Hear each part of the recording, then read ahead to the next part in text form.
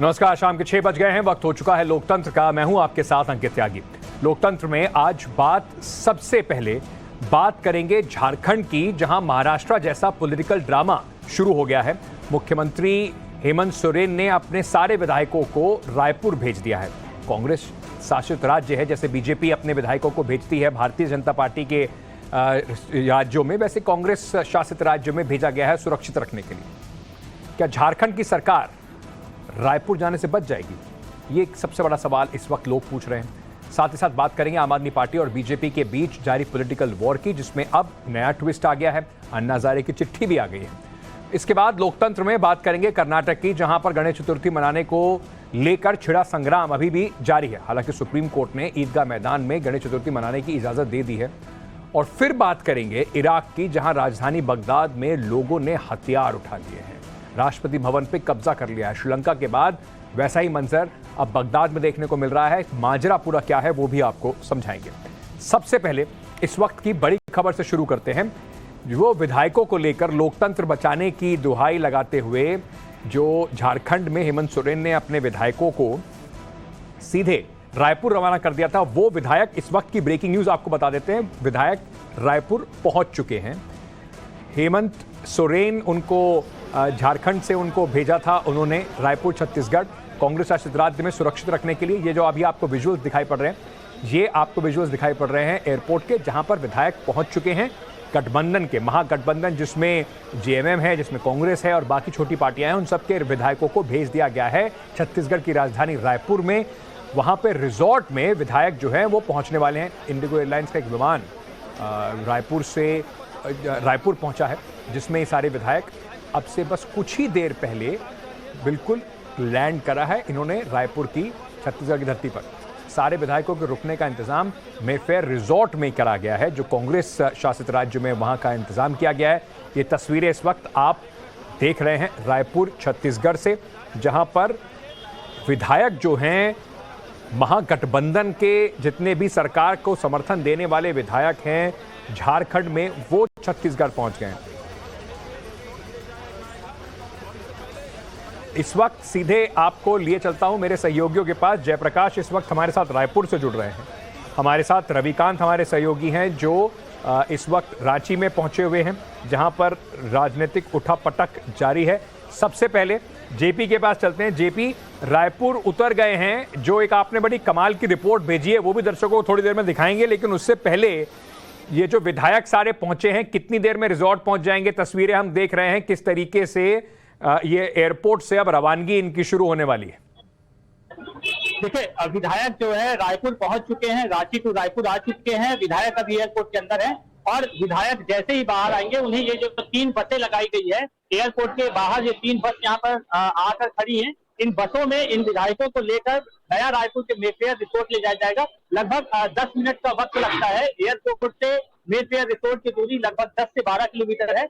10 minute का वक्त लगेगा और 10 मिनट के बाद जो है इन्हें मेफेयर रिसोर्ट ले जाया जाएगा, जहां तमाम सुरक्षा व्यवस्था तैनात कर दी गई है। इसके अलावा इनके पूरी व्यवस्था कर दी गई है और यहाँ पर विधायकों के मद्देनजर ये विधायक यहाँ पर पहुंचेंगे। और उसके बाद ये देख सकते हैं कि ये बसों को निकाल दिया गया है और बस यहाँ से मेफेयर रिसोर्ट की ओर रवाना हो रही है। देख सकते हैं तस्वीरों में कि ये 3 बसें यहाँ पर निकल रही हैं और यहाँ से मेफेयर रिसोर्ट जाएंगे। थोड़ा घुमा दीजिए कैमरा, उसकी तरफ घुमा दीजिए। अगर आप उसका फोकस चेंज करेंगे तो बसेस देखिए, बिल्कुल ये बसेस आप देख रहे हैं जो जेपी आपको दिखा रहे हैं। 3 बसों में विधायकों को बैठाकर ले जाया जा रहा है। ये इस वक्त सीधे रायपुर एयरपोर्ट से नया रायपुर में मेफेयर रिसोर्ट की तरफ जा रहे हैं। जी जेपी बताइए। और इसके अलावा जो है तमाम सुरक्षा व्यवस्था के इंतजाम है। पायलटिंग गाड़ी आगे और पीछे चल रही है। 5 पायलटिंग गाड़ी चल रही है और यहाँ पर 200 सुरक्षा कर्मी तैनात किए गए हैं, जिसमें 2 आईपीएस के अलावा 5 जो है डीएसपी लेवल के अधिकारी हैं और 200 पुलिस फोर्स यहाँ पर तैनात की गई है, जो इन विधायकों को सुरक्षित यहाँ से जो है मेफेयर रिसोर्ट ले जाएगी। और इसके बाद जो है मेफेयर रिसोर्ट में भी जो है बाकायदा व्यवस्था की गई है। तो यहाँ से ये देख सकते हैं तस्वीरें कि रायपुर एयरपोर्ट है, विधायकों का निकलने का सिलसिला शुरू हो गया और अब से 10 मिनट बाद जो है ये मे फेयर रिसोर्ट पहुंच जाएंगे, जहां पूरी व्यवस्था की गई है। राजनीति बड़ी कमाल की चीज होती है। अगर आपके पास किसी राज्य में सत्ता है तो किसी और राज्य में अगर आपकी सरकार जा रही है तो उसे बचाने में वो कितनी जरूरी और काम आती है, ये बीजेपी ने कई बार करके दिखाया है। और साथ ही साथ अब कांग्रेस के पास क्योंकि 2 स्टेट बचे हैं और जो झारखंड है वहां पर उनकी समर्थित सरकार है, तो उनको सबसे सुरक्षित ठिकाना छत्तीसगढ़ मिला। रविकांत के पास चलेंगे, पर उससे पहले देखिए, सिर्फ विधायकों को गाड़ी में बैठा के, हवाई जहाज में बैठा के ले जाना, रिजॉर्ट में ठहराना और खाने का इंतजाम करना ही बहुत नहीं होता है। विधायक वहां रहेंगे तो विधायकों के लिए सरकार को तरह तरह के इंतजाम करने पड़ते हैं, भाई उनका मन लगा रहे। क्या ऐसी ही कुछ हर तरह के इंतजाम की जो तैयारी है वो रायपुर में भी हो रही है? क्योंकि जेपी थोड़ी देर पहले रिजॉर्ट के बाहर थे और एक ऐसी गाड़ी से मुखातिब हो गए जिस गाड़ी को देख के लग रहा है कि कहीं ना कहीं पूरा इंतजाम किया जा रहा है कि विधायक रायपुर में बोर ना हो, उनके विचार में बीजेपी ना आ जाए गलती से। और उसे रोकने के लिए ये ब्रेकिंग न्यूज आपको बता देते हैं कि हुआ क्या। रायपुर रिजॉर्ट के बाहर एक गाड़ी मिली जिसमें सरकारी गाड़ी है। ये गाड़ी ऐसे नहीं कि कोई प्राइवेट गाड़ी है, सरकारी गाड़ी में शराब की बोतलें भरी पड़ी मिली गई। ये जो मेफेयर रिजॉर्ट में जो विधायक रुकेंगे उसी के बाहर यहां पर ये गाड़ी पकड़ी गई। अब क्या है ये पूरा मांझरा, जरा ये रिपोर्ट में देख लीजिए।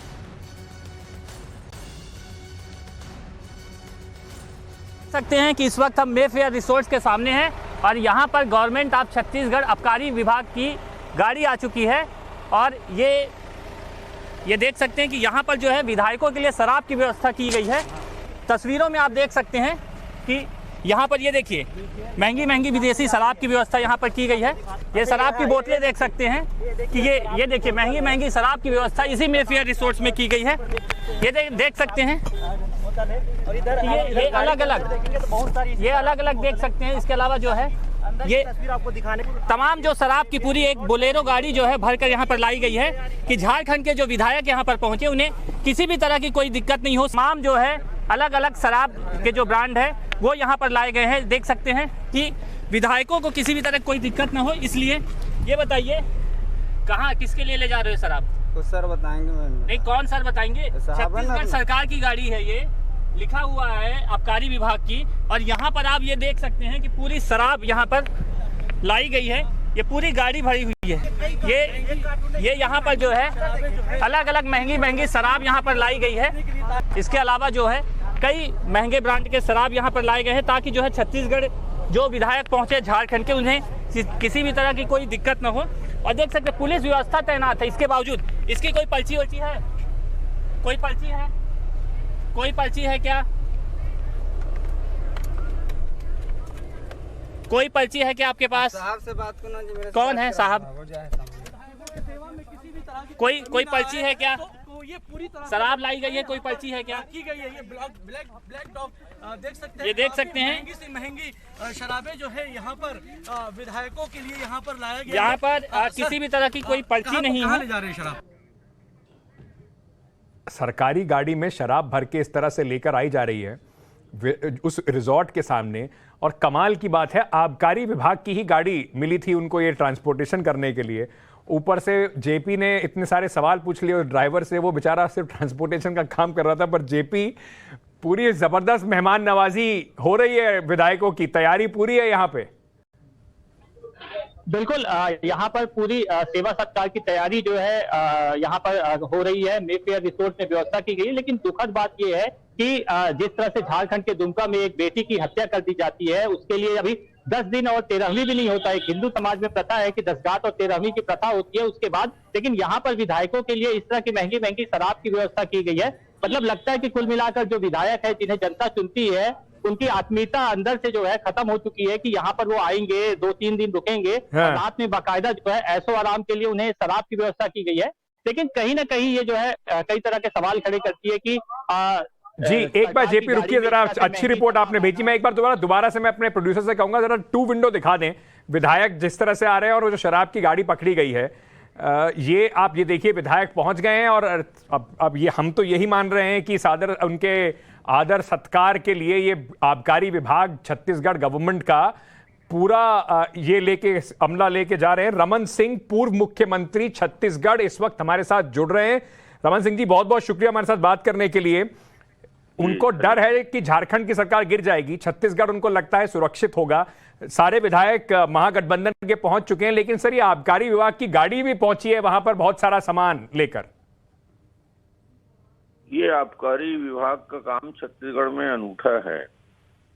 ये जब भी इस प्रकार के मेहमान आते हैं, और खास तौर से अभी मेहमान आए हैं, तो मेहमान नवाजी में हमारा छत्तीसगढ़ का आबकारी विभाग सबसे आगे है और वो सेवा में लगा रहता है। छत्तीसगढ़ में भी इसी प्रकार का बुरा हाल है। इस लीकर को लेकर जिस प्रकार की पॉलिसी बनी है, छत्तीसगढ़ का कबाड़ा कर रहे हैं।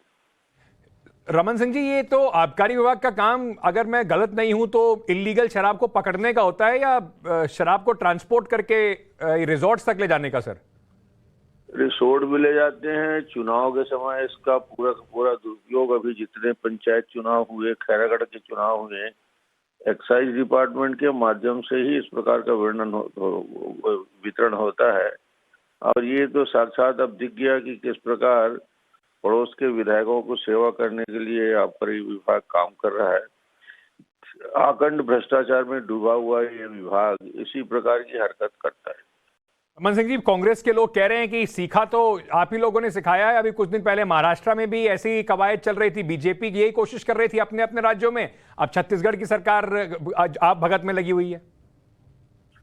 भारतीय जनता पार्टी इस प्रकार के काम कभी नहीं करती, और इतने जहां जहां सत्ता में परिवर्तन हुआ है, वो सत्ता में परिवर्तन इसलिए हुआ है कि वहां के लोग नाराज। मध्य प्रदेश में क्या हुआ, इस्तीफा देकर आए, फिर से चुनाव लड़े, फिर सरकार बनाने का काम किए। महाराष्ट्र में भी बहुमत के आधार पर सारे 70% विधायक पार्टी छोड़ते हैं और एक नई सरकार बनाने का मार्ग प्रशस्त होता है। तो भारतीय जनता पार्टी इस प्रकार के प्रलोभन और पैसे से राजनीति नहीं करती। सर, लेकिन रिजॉर्ट्स का इंतजाम तो बीजेपी शासित राज्यों में होता है। अगर सरकार बदल रही होती है कहीं पर ओपोजिशन की, यहां पर अपनी बचाने के लिए रिजॉर्ट्स का इंतजाम कांग्रेस शासित राज्य में हो रहा है। नहीं, यहाँ तो दिख रहा है और लोगों की निगाह में भी आ गया कि किस प्रकार ये इनकी गतिविधि रहती है। सर, आपको लगता है रिजॉर्ट पॉलिटिक्स करके बचा लेंगे सरकार अपनी हेमंत सोरेन? सरकार ऐसे भी, देखिए, न्यायालय का फैसला आने के बाद और गवर्नर के पास जो मामला भी चल रहा है, सदस्यता जाएगी तो निश्चित रूप से एक बड़े मुसीबत पे तो फंसने जा ही रहे हैं। बहुत बहुत शुक्रिया रमन सिंह जी हमारे साथ बात करने के लिए। भारतीय जनता पार्टी के सीनियर नेता, पूर्व मुख्यमंत्री छत्तीसगढ़ रमन सिंह इस वक्त हमारे साथ बात कर रहे थे। सीधे रविकांत के पास चलते हैं। रविकांत, अब रिजॉर्ट में क्या भगत हो रही है ये तो चलिए सबको पता ही था, आज कम से कम इसके कुछ विजुअल हमें दिखाई पड़ गए। हर जगह रिजॉर्ट पॉलिटिक्स का खेल अमूमन ऐसा ही रहता है, लेकिन क्या बीजेपी को कितनी उम्मीद है छत्तीसगढ़ जो भेजे गए हैं महागठबंधन के विधायक, उसके बाद सरकार सत्ता परिवर्तन की कोई बात अभी भी बीजेपी को उम्मीद है, हो पाएगी नहीं हो पाएगी? क्या सुन रहे हैं आप वहां?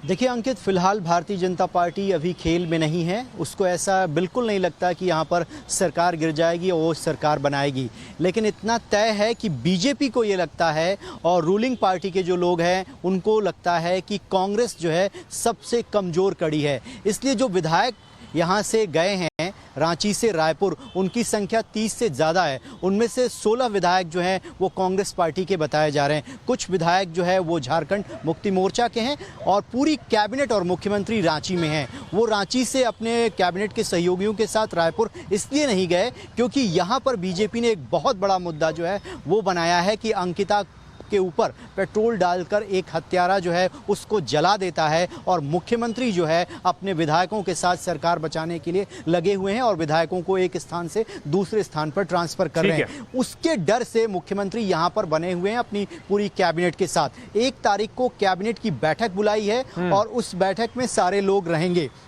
लेकिन देरी इस बात को लेकर हो रही है क्योंकि राज्यपाल ने पूरी तरीके से चुप्पी साध रखी है।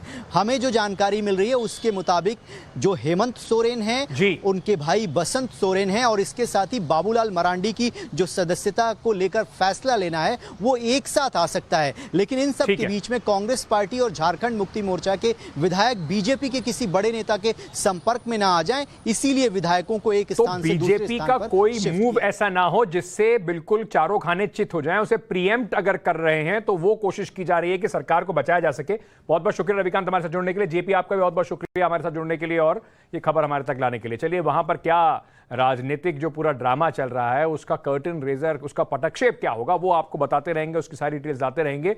लेकिन अब बात करते हैं दिल्ली की राजनीति की, जहां पर एक कमाल का राजनीतिक सर्कस चल रहा है। कभी रेड पर राजनीति हो रही है तो कभी स्कूल, कितनी क्लासेस, कितने टॉयलेट, इस पर लड़ाई चल रही। समझ में नहीं आ रहा कि आम आदमी पार्टी और बीजेपी के बीच में सीज फायर कब होगा। लेकिन अब इस लड़ाई में अन्ना हजारे की चिट्ठी से एक नया ट्विस्ट आ गया है। अरविंद केजरीवाल, जिनको अपना मेंटोर मानते हैं, गुरु मानते हैं, उन्होंने क्या क्या आरोप लगा दिए और उसके बाद कैसी राजनीति छिड़ी, इस रिपोर्ट में देखिए। पहले सीबीआई जांच पर भिड़े। आतंकी शुरू हुई है कि सरकारी स्कूल में भ्रष्टाचार हुआ है। ये मुख्यतः मुझे डर है कि ये सरकारी स्कूल दिल्ली के भी बंद करवाना चाहते हैं, क्योंकि वो शोर होता है वही शोर मचाता है, वही आम आदमी पार्टी कर रही है। फिर शराब घोटाले पर हमें जवाब आबकारी पर चाहिए, किसी और चीज के ऊपर जवाब नहीं चाहिए। दिल्ली का जो ट्विन टावर ऑफ करप्शन है, एक टावर है शिक्षा घोटाले का और दूसरा टावर है शराब घोटाले का। उसके बाद उठा स्कूल का मामला। लानत है तुम लोगों पे जो सोचते हो स्कूल बनवाना और कमरे बनवाना भ्रष्टाचार है। दिल्ली के बच्चों के भविष्य के साथ ये पापी अरविंद केजरीवाल का शिक्षा मॉडल क्या है। टॉयलेट पर भी राजनीति हुई। रूम गिन रहे हैं, इसमें टॉयलेट जो बनाए बच्चों के उसको क्लासरूम में गिन लिया है। मैं टॉयलेट जाना हो, अगर हमने ज्यादा टॉयलेट बना दिए, क्या गलत करा? एलजी को भी घसीटा गया। इन्हीं की सीबीआई है, इन्हीं के एलजी है, इन्हीं के समय एलजी साहब की तरफ से एक फरमान जारी किया। बच्चे कम हो गए, ये भ्रष्टाचार है। अब बैंक लॉकर की जांच पर बवाल हो रहा है। मेरा परिवार पाक साफ निकले हैं। सर, आज प्रधानमंत्री जी की पूरी सारी जांच में एकदम क्लीन चिट है। पहली बार मैं देख रहा हूँ कि आरोपी ही जज बन के बता रहे हैं कि कुछ नहीं मिला। ये लड़ाई शुरू तो शराब नीति से हुई, लेकिन कहां जाकर रुकेगी ये कोई नहीं जानता।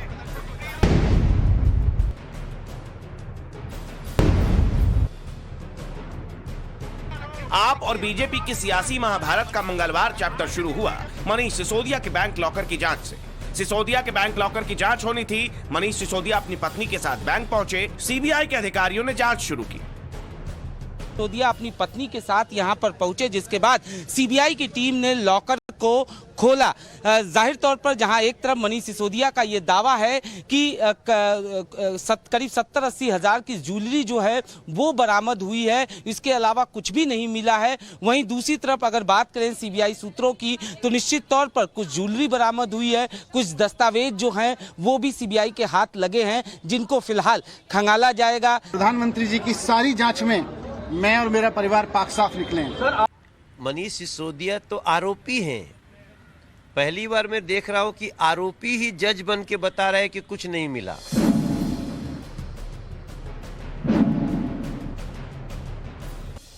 एक तरफ जहां मनीष सिसोदिया पर शराब नीति में घोटाले को लेकर जांच चल रही है, आम आदमी पार्टी इन आरोपों को बेबुनियाद बता रही है, तो बीजेपी इसे लेकर सवाल पर सवाल पूछ रही है। वहीं सामाजिक कार्यकर्ता अन्ना हजारे ने अरविंद केजरीवाल को चिट्ठी लिखी है। अन्ना हजारे ने लिखा है कि केजरीवाल आदर्श विचारधारा भूल गए हैं। उन्होंने अपनी चिट्ठी में आगे लिखा, केजरीवाल सत्ता के नशे में डूब गए हैं, पैसा से सत्ता और सत्ता से पैसे के दुष्ट चक्र में फंस गए हैं। शराब के खिलाफ थे, अब शराब नीति क्यों ला रहे हैं? शराब नीति से लाइसेंस में भ्रष्टाचार क्यों हो रहा है? गली गली में ठेके खुलवाने पर जोर क्यों दे रहे हैं? बड़े आंदोलन से निकली पार्टी का ऐसा करना गलत है। लोकायुक्त आंदोलन के वक्त बड़ी बड़ी बातें करते थे, स्वराज पर बड़ी बड़ी बातें करते थे। अब क्या हुआ? स्वराज का मतलब क्या भूल गए हैं केजरीवाल? आदर्श राजनीति और व्यवस्था कहां है? कोई बात आप नहीं कह पा रहे हैं तो आप कोशिश करते हैं कि किसी और से कहलवा दिए। भारतीय जनता पार्टी बिल्कुल एग्जैक्टली यही करने, उनकी साख खत्म हो गई है। इतना झूठ बोला उन्होंने कि अब उनको भी भरोसा नहीं रहा कि हम कुछ कहेंगे तो जनता विश्वास करेगी, तो वो अपने झूठ को अन्ना जी के मुंह से बुलवाने की कोशिश कर रहे थे। इस दशक में अगर किसी संत हृदय व्यक्ति को सबसे ज़्यादा चोट पहुंची है तो वो अरविंद केजरीवाल ने अन्ना हजारे को पहुंचाई है। उनका मैं इंटरव्यू देख रहा था, बस वो रो ही नहीं रहे हैं। और मुझे लगता है ये देश अन्ना हजारे की इस स्टेटमेंट को बहुत ध्यान से सुन रहा है।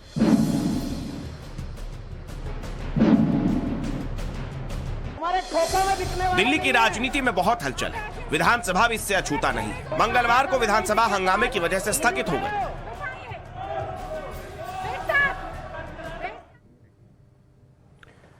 लड़ाई जारी है।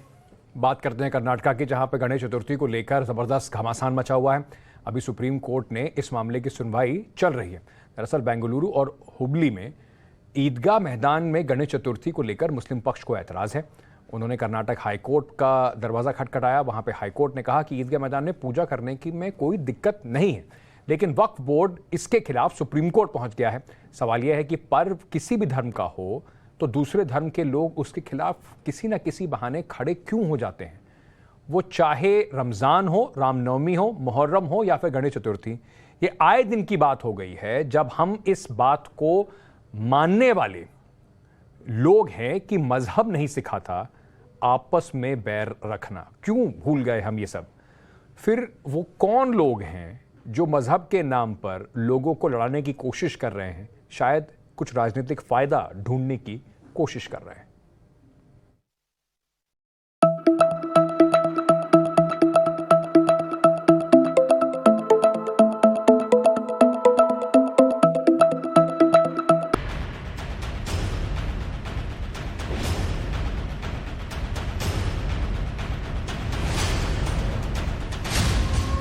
बेंगलुरु के ईदगाह मैदान में गणेश चतुर्थी पर बवाल।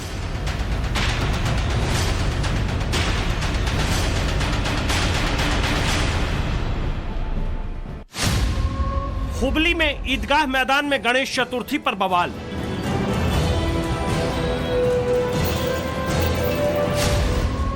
वडोदरा में गणेश जुलूस के दौरान पथराव।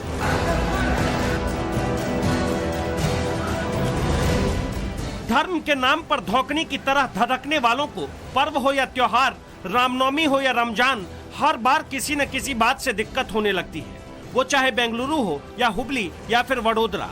कहीं ईदगाह मैदान में गणेश चतुर्थी से परेशानी है तो कहीं गणेश जुलूस के ऊपर ही पत्थर बरसाए जा रहे हैं। सबसे पहले बेंगलुरु चलते हैं। बात बस इतनी है कि एक ईदगाह मैदान में गणेश चतुर्थी की बात से मुस्लिम पक्ष को दिक्कत है, और दिक्कत इतनी है कि कर्नाटक हाई कोर्ट ने जो आदेश दिया उसके खिलाफ वक्फ बोर्ड सुप्रीम कोर्ट तक पहुंच गई। पहले इस विवाद को जानिए कि असल में मामला है क्या। मैदान में गणेश चतुर्थी मनाने की हाई कोर्ट से इजाजत। वक्फ बोर्ड ने इस फैसले को सुप्रीम कोर्ट में चुनौती दी। वक्फ बोर्ड का दावा है कि ईदगाह हमारी संपत्ति है। राजस्व विभाग का दावा है कि ये जमीन हमारी है। मुझे लगता है ऐसा नहीं होगा। गणेश फेस्टिवल बहुत ज़बरदस्ती से हर जगह में होगा। कोर्ट न्याय दिया है, सभी कोर्ट का न्याय पालन करने का ज़रूरत है। हम भी पालन करेंगे, वक्फ बोर्ड भी पालन करेंगे। सर, गवर्नमेंट ने अभी डिसीजन नहीं लिया है इसको लेकर। गवर्नमेंट ने अभी डिसीजन नहीं लिया है। डिसीजन करेगा, चिंता का विषय नहीं है। आप भी देखे गए, पक्का निर्णय हो जाएगा। बहुत जबरदस्ती से गणेश का प्रतिष्ठापन भी होगा। इस पूरी लड़ाई में हालात का अंदाजा बस इस बात से लगाइए कि बेंगलुरु के ईदगाह मैदान में तनाव को देखते हुए भारी संख्या में पुलिस बल को तैनात करना पड़ा है। सुरक्षा बलों ने फ्लैग मार्च किया। अब सवाल ये कि पर्व त्योहार के मौके पर भी धर्म के नाम पर इतनी लड़ाई क्यों होती है, और सवाल ये भी कि मैदान में गणेश चतुर्थी मनाने से हालात कैसे खराब हो जाएंगे। जहां नमाज पढ़ी जाती है वहां गणेश चतुर्थी से दिक्कत क्यों है। समाज में धर्म के नाम पर बांटने वालों के पीछे है कौन? There is a committee has been constituted by Honorable Mayor, and they will give the report now. I think as far as Mayor has informed me, they will give the report now. After giving the report, mayor will examine it in detail and he will suggest and he will take the decision. And इसी मामले से जुड़ी इस वक्त supreme court से बड़ी breaking news आ रही है। ईदगाह मामले में सुप्रीम कोर्ट का आदेश आ गया है। ईदगाह मामले में सुप्रीम कोर्ट ने यथास्थिति बनी रहेगी, सुप्रीम कोर्ट ने यह कहा है और साथ ही साथ ये भी कहा है कि एक बड़ी बेंच पे इसकी सुनवाई होगी। तो इस वक्त ईदगाह मामले पर यथास्थिति बनी रहेगी। अब इसका मतलब क्या है? यथास्थिति का मतलब ये कि क्या जो हाईकोर्ट ने आदेश दिया था वो आदेश बना रहेगा या जिस तरीके से पहले यहाँ पर जो भी होता था उस तरीके से रहेगा। सीधे चलते हैं मेरे सहयोगी गौरव श्रीवास्तव के पास और जानकारी के लिए। गौरव, यथास्थिति बनी रहेगी, इसका क्या अर्थ है? जो हाईकोर्ट ने जो डिसीजन दिया था वो अभी मान्य रहेगा? क्या हुआ कोर्ट में आज? देखिए, हाईकोर्ट ने तो पूजा के लिए अनुमति दी थी, लेकिन यहाँ पर हाईकोर्ट के आदेश पर एक तरह से सुप्रीम कोर्ट ने रोक लगा दी है। सुप्रीम कोर्ट ने कहा है कि बेंगलुरु की ईदगाह में 2 दिवसीय गणेश उत्सव नहीं मनाया जा सकेगा, क्योंकि सुप्रीम कोर्ट ने यथास्थिति बनाने का आदेश दिया है। दर्शकों के लिए समझा दें, यथास्थिति का मतलब ये हो गया, ना तो यहाँ पर कोई पूजा होगी और ना ही यहाँ पर नमाज पढ़ी जा सकेगी।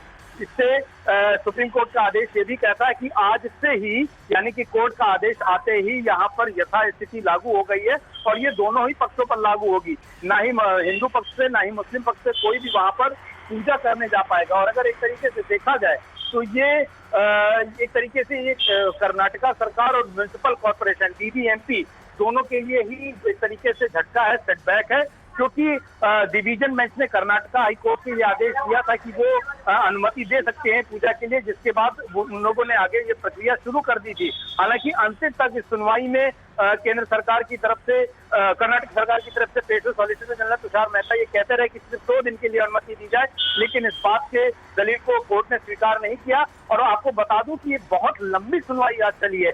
पहले ये मामला जो है 2 जजों की बेंच के पास लगा था, जिसमें हेमंत गुप्ता थे और दूसरे जज थे, और दोनों में ही डिफरेंस ऑफ ओपिनियन हो गया, यानी कि दोनों ही की जो मत था फैसले देने के दौरान वो अलग अलग था, जिसके बाद इसको 3 जजों के लिए रेफर किया गया और 3 जजों की बेंच ने भी, जिसमें जस्टिस इंदिरा बनर्जी थी, उनकी बेंच ने भी अब इस मामले पर रोक लगा दी है। यानी कि फिलहाल तो गणेश चतुर्थी की पूजा वहां पर नहीं होगी और इस शुक्रवार को जो नमाज है वो भी वहां पर नहीं होगी। सीधा सीधा इसका मतलब यह है। गौरव समझा रहे थे, बहुत बहुत शुक्रिया गौरव हमारे साथ इस खबर पे जुड़ने का। चलिए, वक्त हो चुका है हमारी स्पेशल रिपोर्ट का, जिसमें आपको आज दिखाएंगे ताइवान और पर चीन और अमेरिका की टेंशन का सबसे नया चैप्टर। साथ ही यूक्रेन में युद्ध के बीच रूस कहां और क्यों शक्ति प्रदर्शन करने वाला है, और जापान सागर में रूस चीन की नेवल एक्सरसाइज ने भारत ने क्यों किया है किनारा। इन सारे सवालों के जवाब हमारी स्पेशल रिपोर्ट में।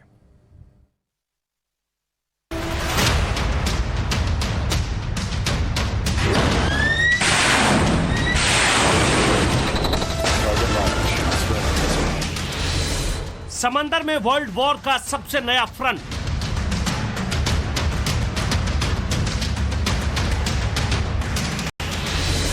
ताइवान टू यूक्रेन, अमेरिका के खिलाफ रूस चीन।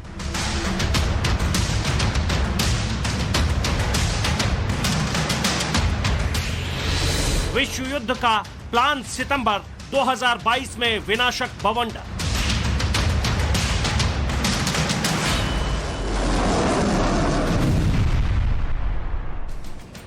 ताइवान के समंदर में बीते 1 महीने से युद्ध के उन्माद में चीन की वॉर एक्सरसाइज नॉन स्टॉप जारी।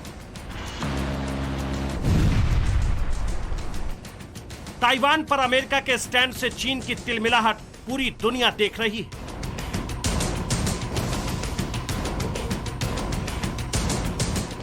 बौखलाहट का आलम यह है कि चाइनीज आर्मी के ड्रिल का सेंटर अब ताइवान से जापान शिफ्ट होता दिख रहा है।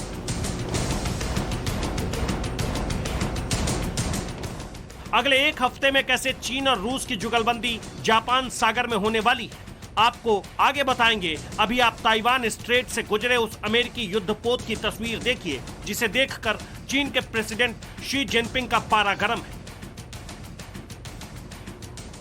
美国军舰频繁打着航行自由的幌子，炫耀武力。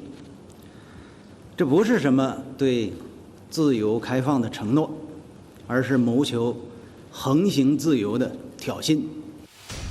लेकिन चीन की इस नसीहत को ताक पर रखकर अमेरिकी नेवी के सुपर डिस्ट्रॉयर वॉरशिप USS एंटीएटम और USS चांसलर्सविले ने बेहिचक उस 160 किलोमीटर चौड़े जल डमरू मध्य से यात्रा की जो चीन को ताइवान से अलग करता है।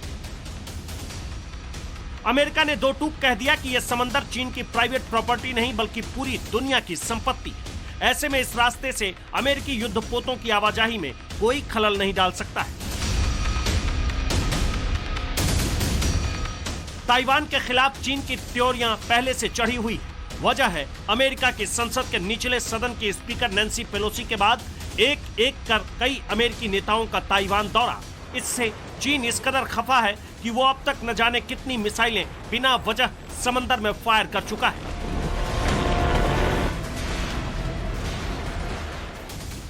चीन के एयरक्राफ्ट हर रोज ताइवान के आसमान में घुसपैठ करते हैं। चाइनीज नेवी के युद्धपोत भी बेवजह समंदर में कुलाचे मारते हैं। पहले अमेरिकी नेताओं के ताइवान दौरे, उसके बाद दो युद्धपोतों का ताइवानी स्ट्रेट पर से गुजरना चीन को इतना नागवार गुजरा है कि उसके सर पर जंग की सनक सवार है। आलम यह है कि चीन की आर्मी ने एक तरफ ताइवान को घेरकर वॉर एक्सरसाइज शुरू की है, दूसरी तरफ हर रोज आसमानी ताकत का मुजाहरा किया जा रहा है। यह चीन के जिलिन प्रांत के चांगचुन शहर की तस्वीर है, जहां चाइनीज फाइटर जेट J-16 करतब दिखा रहा है। 这个动作的话，在空中盘旋半径最小，能够快速的进行指向，然后能够通过最短的路径和敌军在近距格斗的时候占取优势的地位。 अगस्त के पहले हफ्ते से ही चीन के J-16 समेत कई लड़ाकू विमान ताइवान के आसमान में घुसपैठ को अंजाम दे रहे हैं। हालांकि ताइवान भी अपने एडवांस F-16 एयरक्राफ्ट से चीन को जवाब देने में पीछे नहीं हटता है।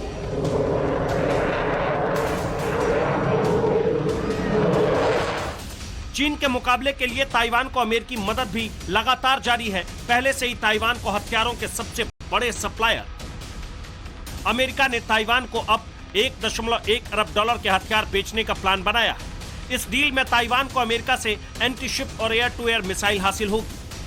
अमेरिका और ताइवान के बीच हथियारों की नई डील से चीन का भड़कना लाजमी है और यही वजह है कि चीन ने इसे उकसाने वाली हरकत करार दिया है।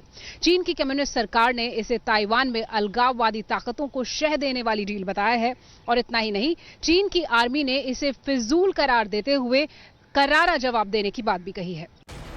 ताइवान को आजाद देश के तौर पर अमेरिका और जापान जैसे देश मान्यता भले नहीं देते, लेकिन बीते 30 दिनों में जिस तरह से अमेरिकी और जापानी नेताओं ने ताइपे की यात्रा कर अपने इरादे जताए, वो चीन के लिए मुश्किल खड़ी करने वाले हैं। हकीकत ये कि दुनिया के सिर्फ छोटे छोटे 14 देशों के ही ताइवान से राजनयिक रिश्ते। उन्हीं देशों में शामिल है ग्वाटेमाला, जिसके विदेश मंत्री इन दिनों ताइवान दौरे पर हैं। ग्वाटेमाला के विदेश मंत्री मारिया बोकारो ने ताइपे में प्रेसिडेंट साई इंग वेन से मुलाकात कर आजाद ताइवान की जोरदार वकालत की। El gobierno de Guatemala reconoce el derecho de todos los pueblos a vivir en paz y que la paz no es negociable. 瓜地马拉政府坚信人民有权利享受和平的一个生活，而和平生活的权利是不容交换的。 Pero especialmente la soberanía no es negociable. 而国家的主权更是。 धीरे धीरे ही सही दुनिया में स्वतंत्र और संप्रभु ताइवान की पहचान कायम हो रही है। ऐसे में ग्वाटेमाला सरकार के इस समर्थन से ताइवानी राष्ट्रपति भी बेहद खुश हैं। 当台湾面对中国在台海周边的军事威胁的时候，瓜地马拉政府在第一时间就发表声明，呼吁各国政府共同防范任何危及和平的。此刻面对全球威权主义的持续的扩张，我们在民主阵线的盟友应该为了 维护区域的和平稳定，守护自由民主的生活方式，共同持续来和平。 हमले की सूरत में ताइवान के साथ डटे रहने का अमेरिका भरोसा और ग्वाटेमाला जैसे देश का स्वतंत्र ताइवान के लिए आवाज बुलंद करना चीन के लिए खतरे की घंटी की तरह है। ताइवान को 13 कंट्रीज का रिकॉग्निशन है, 193 कंट्रीज में से यूनाइटेड नेशंस के, और उसमें से ग्वाटेमाला एक ऐसी कंट्री है जो ताइवान को रिकॉग्नाइज करती है। और इसीलिए अगर कोई मिनिस्टर ग्वाटेमाला गवर्नमेंट का ताइवान में जाता है तो वो जायज़ बनता है, बिकॉज ये दोनों कंट्रीज़ के बीच में डिप्लोमेटिक रिलेशंस हैं। और अभी हम एक नई स्ट्रैटेजी देख रहे हैं जिसमें ताइवान के साथ ट्रेड बनाने के लिए बाकी देश आगे आ रहे हैं।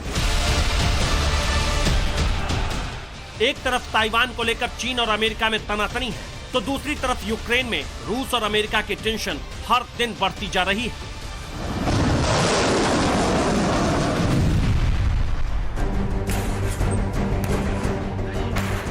यूक्रेन में रूस के हमले की यह सबसे नई तस्वीर है। रूसी आर्मी के मुताबिक मिसाइल और आर्टिलरी अटैक में उसने यूक्रेन को बड़ा नुकसान पहुंचाया। इस हमले में यूक्रेन के कई सैन्य ठिकाने तबाह हो गए। रूसी रक्षा मंत्रालय ने दावा किया कि इस अटैक में यूक्रेन के कई वॉर हेलीकॉप्टर कबाड़ में तब्दील हो गए।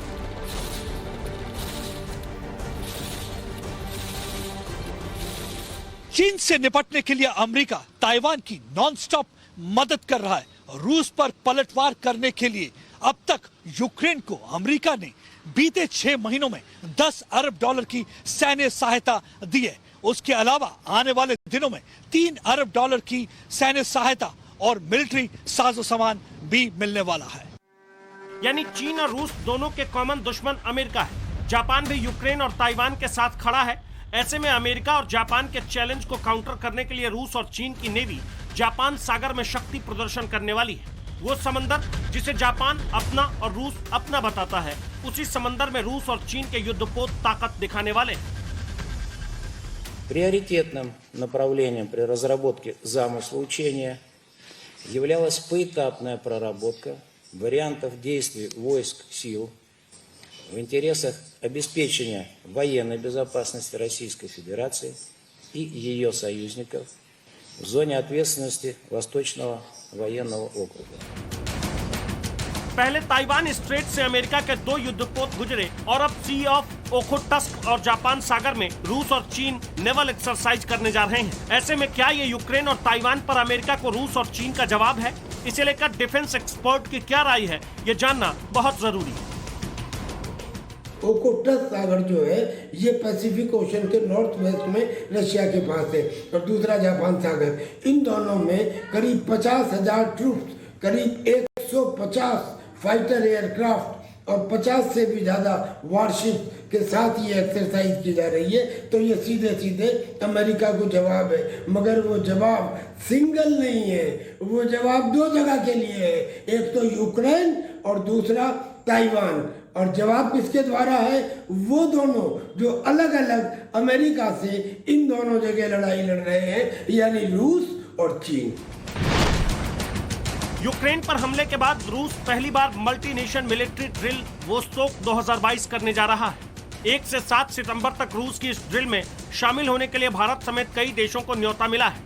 हालांकि जापान के ऐतराज को देखते हुए भारत ने जापान सागर में होने वाले नौसैनिक अभ्यास में शामिल होने से इनकार किया है, लेकिन जमीन पर होने वाली मिलिट्री एक्सरसाइज में भारतीय सेना शामिल होगी। भारत ने इसके जरिए रूस और जापान दोनों से दोस्ताना रिश्ते में संतुलन कायम करने की कोशिश की है। उसके निमंत्रण पर भारत ने वोस्टोक 2022 मिलिट्री मल्टीनेशनल एक्सरसाइज में भाग लेने के लिए तो हामी भर दी। अब इस एक्सरसाइज में रूस भी है, चाइना भी है, तजाकिस्तान भी है, बेलारूस भी है, किर्गिस्तान भी है और लाओस भी है। इसके अंदर तो भारत भाग लेगा और इस एक्सरसाइज में केवल स्ट्रेटेजिक कमांड और स्टाफ ड्रिल्स होंगी, यानी लाइव फायर एक्सरसाइज नहीं होगी। बड़ी बात यह भी कि जापान और भारत क्वाड के अहम पार्टनर हैं। अमेरिका, ऑस्ट्रेलिया, जापान और भारत ने यह गठबंधन हिंद प्रशांत क्षेत्र में चीन की दादागिरी पर अंकुश लगाने के लिए बनाया है। गौर करने वाली बात यह भी कि 7 सितंबर को रूस की मिलिट्री एक्सरसाइज वोस्टोक 2022 का समापन होगा, तो 8 सितंबर को टोक्यो में विदेश मंत्री एस जयशंकर और रक्षा मंत्री राजनाथ सिंह जापान के विदेश मंत्री और रक्षा मंत्री से 2+2 डायलॉग करेंगे। यूक्रेन पर रूस के हमले और ताइवान पर चीन के हमले की आशंका से दुनिया की कूटनीति पल पल नए रंग बदल रही है। खासतौर पर गुटनिरपेक्ष देशों के लिए तटस्थ रहना मुश्किल हो रहा है। अलग अलग जगहों पर नए वॉर फ्रंट्स खुलने से तीसरे विश्व युद्ध का संकट और ज्यादा गहरा रहा है और ऐसे में किसी के साथ रहना या फिर खिलाफ होना इन देशों की मजबूरी हो सकती है। यूक्रेन की जंग के 6 महीने पूरे हो चुके हैं, लेकिन युद्ध विराम की कोई गुंजाइश नजर नहीं आ रही। आलम ये कि अब सितंबर की 11 तारीख के बाद क्रीमिया की तरह यूक्रेन का डोनबास इलाका भी रूस में शामिल हो सकता है। इस पर अमेरिका और यूरोपीय देशों की प्रतिक्रिया देखने लायक होगी, क्योंकि अगर पश्चिमी देशों ने रुख कड़ा किया तो ताइवान टू यूक्रेन युद्ध का मंजर वर्ल्ड वॉर में भी बदल सकता है।